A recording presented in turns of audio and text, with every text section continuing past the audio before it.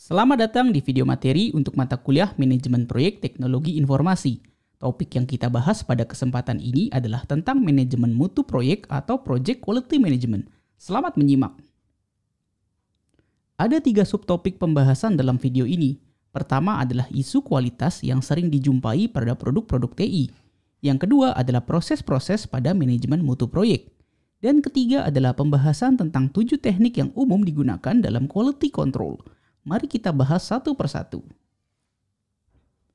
Di era modern seperti sekarang, tentu saja teknologi sudah menjadi bagian dari kehidupan kita sehari-hari, termasuk pemanfaatan perangkat lunak. Kita mungkin pernah melihat tampilan-tampilan berikut saat bekerja dengan laptop atau komputer. Tampilan saat layanan Google yang tidak tersedia ketika justru sedang dibutuhkan, notifikasi aplikasi yang crash atau error sehingga tertutup sendiri, atau blue screen of death dari sistem operasi yang sering kita gunakan. Kita tentu tidak merasa nyaman dan bahkan tidak menginginkan adanya error tersebut, karena bisa jadi akan menghambat pekerjaan kita. 3 contoh tampilan error ini pada dasarnya merupakan isu kualitas dari produk TI yang dalam hal ini adalah perangkat lunak. Jika kita menjalankan proyek yang menghasilkan produk TI semacam ini, tentu sudah dapat dibayangkan apa yang dirasakan oleh stakeholders apabila melihat hal semacam tadi. Isu kualitas pada produk TI haruslah menjadi perhatian bagi seorang project manager. Berbicara kualitas tidak sebatas apakah produk yang kita hasilkan berjalan atau tidak. Agar lebih memahami tentang pentingnya menjaga kualitas pada produk TI, tentu kita perlu ketahui dahulu apa yang dimaksud dengan kualitas itu sendiri. The International Organization for Standardization atau ISO mendefinisikan kualitas sebagai sejauh mana karakteristik yang dimiliki oleh sebuah produk dapat memenuhi persyaratan atau requirements yang ada. Selain itu, terdapat juga definisi lain tentang kualitas menurut para pakar. Pertama adalah conformance to requirements, artinya produk yang dihasilkan memenuhi spesifikasi yang telah ditentukan. Dan definisi kedua menurut pakar adalah fitness for use, yang berarti produk dapat digunakan sesuai fungsi yang seharusnya. Dari definisi kualitas sebelumnya, satu kata kunci yang sangat erat kaitannya dengan kualitas adalah requirements atau persyaratan. Maka tak berlebihan jika kita katakan bahwa memahami requirements adalah kunci untuk menghasilkan produk proyek TI yang berkualitas. Di dalam manajemen proyek, knowledge area yang paling berkaitan dengan masalah kualitas adalah Project Quality Management atau manajemen mutu proyek. Manajemen mutu proyek memastikan proyek yang dikerjakan memenuhi kebutuhan atau persyaratan yang telah didefinisikan. Di dalam manajemen mutu proyek terdapat 3 proses utama yang dijalankan. Gambar yang terlihat menunjukkan ketiga proses tersebut. Proses yang pertama adalah perencanaan mutu. Lalu yang kedua adalah pengelolaan mutu atau bisa disebut juga pelaksanaan penjaminan mutu. Dan proses yang ketiga adalah pengendalian mutu. Mari kita dalami masing-masing proses tersebut. Proses yang pertama adalah perencanaan manajemen mutu. Ini merupakan proses identifikasi persyaratan mutu dan atau standar untuk proyek dan juga hasilnya, serta mendokumentasikan bagaimana proyek akan memenuhinya. Proses ini menghasilkan pedoman bagaimana mutu dikelola dan diverifikasi sepanjang proyek berjalan. Ilustrasi tentang input, tools dan output yang ada dalam proses ini adalah seperti yang terlihat pada gambar. Pada dasarnya, tujuan utama dari proses perencanaan manajemen mutu ini adalah menentukan standar kualitas atau metrik mutu untuk proyek yang dijalankan dan bagaimana cara memenuhinya. Di dalam proses ini, tim proyek juga merencanakan setiap tindakan yang diperlukan untuk mendapatkan luaran atau produk yang diharapkan. Ada beberapa luaran penting dari perencanaan manajemen mutu ini, yang diantaranya adalah Quality Management Plan, Quality Metrics, dan Quality Checklist.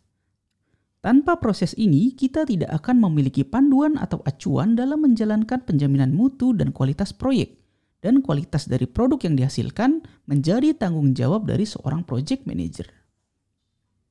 Quality Metrics atau matriks mutu adalah satu luaran yang penting dalam proses perencanaan mutu ini. Contoh matriks mutu untuk produk TI adalah sebagai berikut.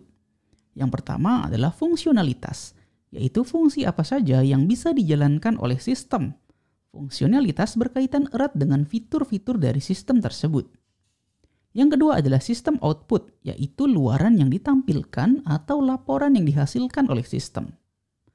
ketiga adalah performance, yaitu seberapa baik produk dapat menjalankan fungsinya atau kinerja saat beroperasi.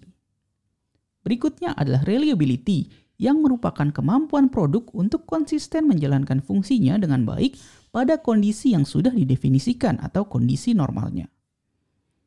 Berikutnya adalah maintainability, atau kemudahan dalam melakukan perawatan produk TI.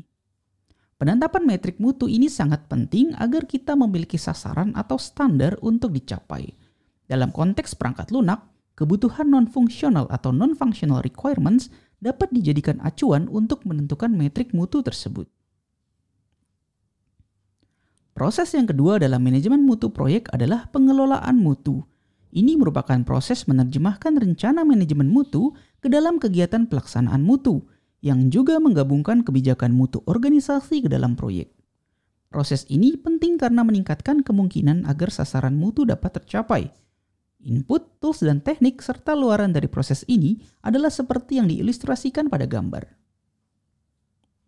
Proses pengelolaan mutu adalah mengeksekusi apa yang sudah direncanakan pada proses sebelumnya. Atau dengan kata lain, ini merupakan proses melaksanakan penjaminan kualitas atau quality assurance. Proses ini meliputi semua aktivitas yang berkaitan dengan pemenuhan standar kualitas dari suatu proyek. Beberapa luaran penting dari proses pengelolaan mutu misalnya adalah laporan mutu, dokumen pengujian, request terhadap perubahan, update pada rencana manajemen proyek, dan juga update pada dokumen proyeknya. Saat menjalankan proses pengelolaan mutu, ada beragam teknik yang dapat digunakan untuk membantu proses tersebut. Sekurang-kurangnya ada 3 teknik umum dalam proses pengelolaan mutu. Pertama adalah Lean. Teknik ini melakukan evaluasi proses untuk memaksimalkan value dengan mengurangi hal-hal yang tidak penting atau bahkan tidak berguna sama sekali. Lalu teknik yang kedua adalah benchmarking, yaitu membandingkan dengan karakteristik produk atau proyek lain, baik yang ada di dalam ataupun di luar organisasi. Dan teknik yang ketiga adalah quality audit, yaitu melakukan review secara terstruktur terhadap aktivitas manajemen mutu untuk mendapatkan perbaikan. Karena sifatnya yang terstruktur, maka proses quality audit ini biasanya dilakukan dengan instrumen, misalnya dengan checklist. 3 teknik ini relatif efektif digunakan untuk mengelola mutu dalam proyek secara umum, termasuk juga proyek-proyek TI. Proses yang ketiga dalam manajemen mutu proyek adalah pengendalian mutu. Pengendalian mutu merupakan proses memantau dan merekam hasil pelaksanaan kegiatan manajemen mutu untuk menilai kinerja dan memastikan hasil proyek memenuhi apa yang diharapkan. Ilustrasi input, tools, dan teknik serta output dari proses ini adalah seperti yang terlihat pada gambar. Seperti yang disebutkan tadi, proses pengendalian mutu pada intinya adalah memantau atau monitoring hasil proyek untuk memastikan standar kualitasnya terpenuhi. Di samping itu juga, di dalam proses ini kita mengidentifikasi cara untuk meningkatkan kualitas proyek secara keseluruhan. Ada beberapa luaran penting yang dihasilkan dari proses ini, misalnya seperti hasil yang sudah diverifikasi, informasi kinerja pekerjaan, dan juga perubahan atau penyesuaian proses penjaminan mutu. Proses pengendalian mutu atau quality control dapat dilakukan dengan bantuan 7 teknik utama. Ketujuh teknik ini berguna untuk mengetahui apakah ada masalah yang terjadi, menunjukkan apakah standar kualitas terpenuhi, dan juga mencari solusi apabila permasalahan terjadi. Teknik yang pertama adalah cause and effect diagram. Gambar yang terlihat ini adalah contoh ilustrasinya. Cause and effect diagram berguna untuk mencari akar penyebab dari suatu masalah yang terjadi. Diagram dibentuk seperti bagan tulang ikan. Diagram ini dikenal juga dengan Ishikawa diagram. Dengan diagram ini, kita berusaha untuk mencari akar permasalahan dari berbagai aspek atau sudut pandang, dan tentu kemudian dipikirkan penyelesaiannya. Teknik yang kedua adalah control chart. Sesuai namanya, teknik ini memetakan data dalam diagram garis. Ini dapat digunakan untuk menentukan apakah suatu kinerja berada di bawah rata-rata, sudah sesuai ekspektasi, atau bahkan melewati ekspektasi. Pada gambar contoh misalnya, kita bisa lihat ada kondisi di mana kinerja berada di bawah rata-rata selama 7 kali berturut-turut, dan itu menandakan ada masalah di sana. Pada gambar ditandai dengan bintang.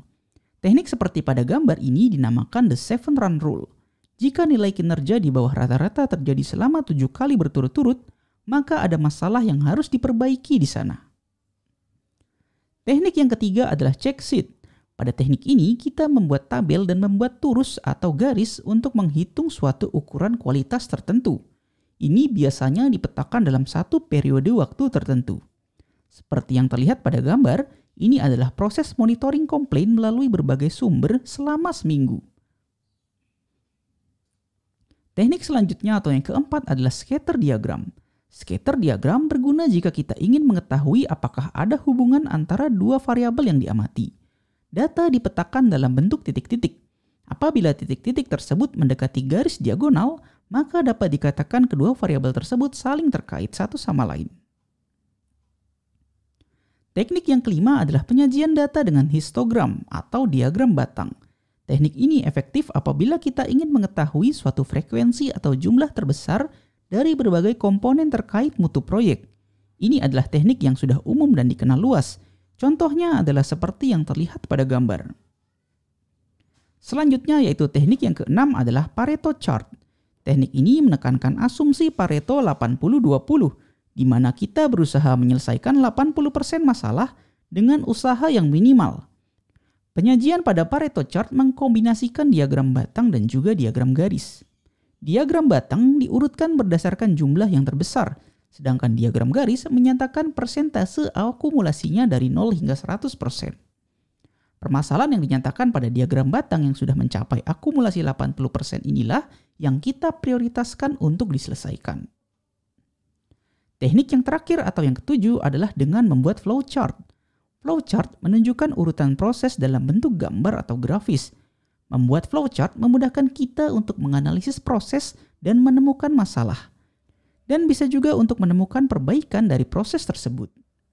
Flowchart secara tidak langsung juga menunjukkan urutan bagaimana informasi diproses. Apabila ada masalah pada luaran atau output, maka flowchart adalah pilihan tepat untuk menelusuri pada proses mana masalah itu terjadi. Contohnya adalah seperti yang terlihat pada gambar ini. 7 teknik ini dapat digunakan sebagai alat bantu dalam proses quality control dan masih digunakan sampai saat ini oleh banyak project manager karena efektivitasnya.